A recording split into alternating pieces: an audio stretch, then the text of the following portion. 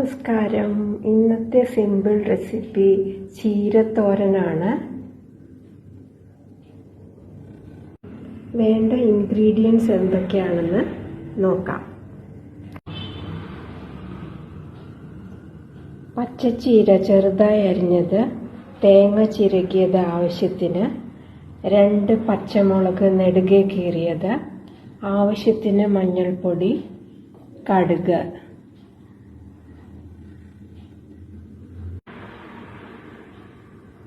പച്ചച്ചീര ലഭ്യമല്ലെങ്കിൽ ചുവന്ന ചീരയെ നിങ്ങൾക്ക് ഉപയോഗിക്കാം. അതുപോലെ പച്ചമുളക് ഇഷ്ടമില്ലാത്തവർക്ക് മുളക് പൊടി വേണമെങ്കിൽ ചേർക്കാം.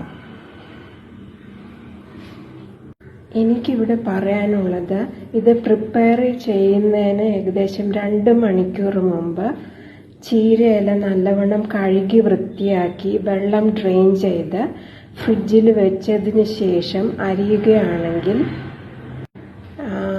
നമുക്ക് ഒട്ടിപ്പിടിക്കാത്ത രീതിയിൽ അരിഞ്ഞെടുക്കാൻ സാധിക്കും. അതുകൂടാതെ ഈ ചേരുവകളെല്ലാം നല്ലവണ്ണം മിക്സ് ചെയ്യാനും, അതായത് കുഴഞ്ഞു പോകാതെ മിക്സ് ചെയ്യാനും സാധിക്കും. ഇനി നമുക്ക് ഈ ചീര തേങ്ങ ചിരകിയതും മഞ്ഞൾപ്പൊടിയും ഉപ്പും ചേർത്ത് നല്ലവണ്ണം മിക്സ് ചെയ്തെടുക്കാം. തേങ്ങ ചിരകിയതും മഞ്ഞൾപ്പൊടിയും ആവശ്യത്തിന് ഉപ്പും ചേർത്തു. പിന്നെ പച്ചമുളക് ഇഷ്ടമില്ലാത്തവർക്ക് മുളക് പൊടി വേണമെങ്കിൽ ഇപ്പോൾ ചേർക്കാവുന്നതാണ്. അതുപോലെ ഉപ്പ് വളരെ കുറച്ച് ഉപയോഗിച്ചാൽ മതി, കാരണം ഇത് വെന്ത് കഴിയുമ്പോൾ വളരെ കുറച്ചേ ഉണ്ടാവുകയുള്ളൂ. അതുകൊണ്ടാണ് ഇത് മിക്സ് ചെയ്യാം. ഇവിടെ ശ്രദ്ധിക്കേണ്ട കാര്യം, വളരെ സോഫ്റ്റായിട്ട്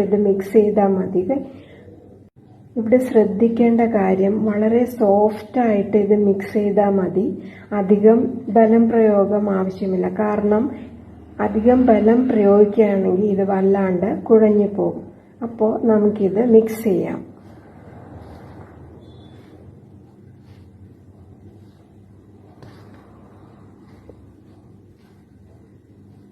അങ്ങനെ ചേരുവകളെല്ലാം നന്നായിട്ട് മിക്സ് ചെയ്ത് കഴിഞ്ഞു.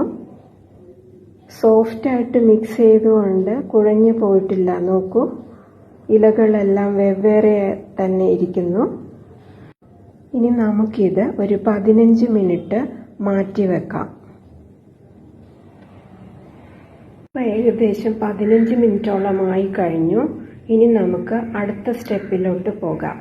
ഒരു ചീനച്ചട്ടി എടുത്തു, അതിലേക്ക് കുറച്ച് എണ്ണ ഒഴിച്ചു കൊടുക്കാം.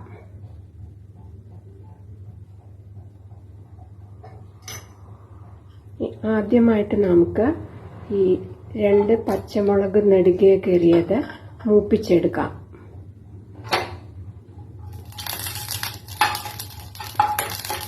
ഇത് നന്നായിട്ട് മൂത്തിട്ടുണ്ട്. ഇത് നമുക്ക് മാറ്റാം. 1 സ്പൂൺ എണ്ണ ചേർക്കാം.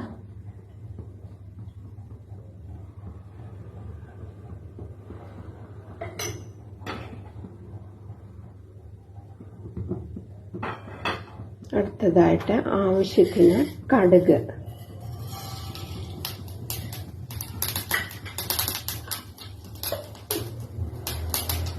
ഇതിലോട്ട് നമുക്ക് ഈ ചീര ചേർക്കാം. അതിനു മുമ്പായിട്ട് നമുക്ക് ഗ്യാസ് ഓഫ് ചെയ്യാം.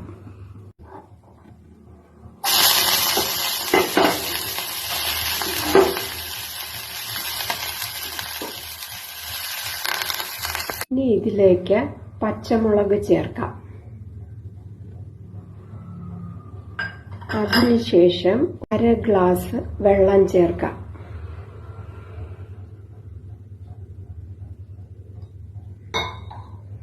നല്ലവണ്ണം ഇളക്കി കൊടുക്കാം. ഇത് ശ്രദ്ധിക്കുക, ഗ്യാസ് ഓൺ ചെയ്തിട്ടില്ല. നല്ലവണ്ണം മിക്സ് ചെയ്തതിന് ശേഷം മാത്രം ഗ്യാസ് ഓൺ ചെയ്താൽ മതി. ഇത് മിക്സ് ചെയ്യാൻ കുറച്ച് സമയം എടുക്കും. നല്ലവണ്ണം ഇളക്കി കഴിഞ്ഞു. ഞാനിപ്പോൾ ഗ്യാസ് ഓൺ ചെയ്തിട്ടുണ്ട്. ഇതിന് മൂടി വെച്ച് വേവിക്കാം.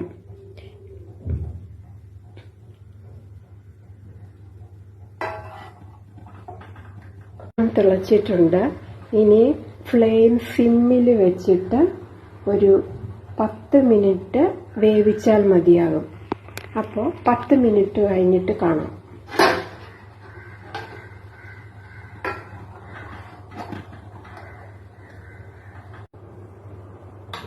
പത്ത് മിനിറ്റ് ആയി കഴിഞ്ഞു. നമുക്ക് നോക്കാം. റെഡി ആയിട്ടുണ്ട്. ഇനി നമുക്ക് ഗ്യാസ് ഓഫ് ചെയ്യാം.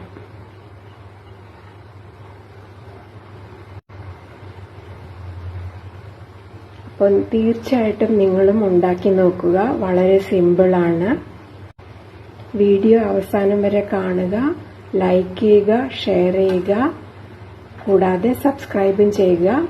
വീണ്ടും ഒരു റെസിപ്പിയുമായിട്ട് മറ്റൊരു ദിവസം.